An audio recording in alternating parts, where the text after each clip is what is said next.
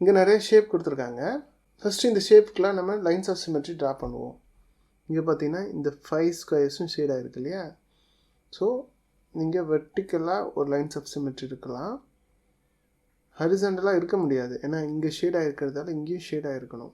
So 1 lines of symmetry தான் இதுக்கு இருக்குது. இதுக்கு பார்த்தீங்கன்னா ஹரிசாண்டலாகவும் போட முடியாது, வெர்டிக்கலாகவும் போட முடியாது, டயகனலாக போடலாம். ஏன்னா இங்கே இருக்கிறது இங்கே ஷேட் ஆகிருக்கு, இங்கே இருக்கிறது இங்கே ஷேட் ஆகிருக்கு, இதுவும் ஷேட் ஆகிருக்கு.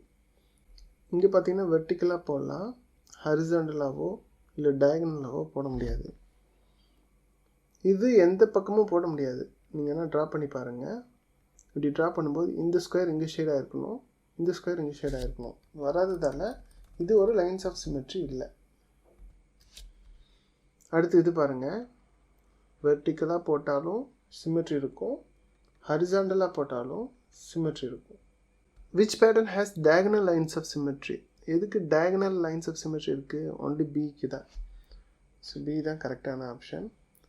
Which pattern has no lines of symmetry? சிமெட்ரியே இருக்காதது டி தான். So D. தாரிக் என்ன பண்ணுறாரு, ஏதோ ஒரு ஷேப்பில் 2 மோர் ஸ்கொயர்ஸை ஷேட் பண்ணுறாரு. அது மூலமாக அதோட லைன்ஸ் ஆஃப் சிமெட்ரி 4 இருக்குது. அது எதுவாக இருக்கும்னு கேட்குறாரு. ஏற்கனவே இங்கே இது மட்டும்தான் 2ஆக இருக்குது. ஸோ இதில் சில சேஞ்சஸ் ட்ரை பண்ணி பார்ப்போம். ஒருவேளை ஒத்து வந்துச்சுன்னா இதுதான் 4 லைன்ஸ் ஆஃப் சிமெட்ரி. 2 ஸ்கொயர்ஸ் மட்டும் ஷேட் பண்ணுறாரு இல்லையா? ஸோ ஒருவேளை டயகனல் லைன்ஸ் ஆஃப் சிமெட்ரி இருக்குன்னா இங்கே வரையணும் இல்லையா? டயகனல் லைனு இங்கே லைன்ஸ் ஆஃப் சிமெட்ரி இருக்குன்னா என்ன அர்த்தம்? இந்த ஸ்கொயர் எப்படி ஷேடாக இருக்கணும், இதுக்கு ஆப்போசிட்டில் இங்கே ஷேடாக இருக்கணும். ஸோ இதை நான் ஷேட் பண்ணுறேன்.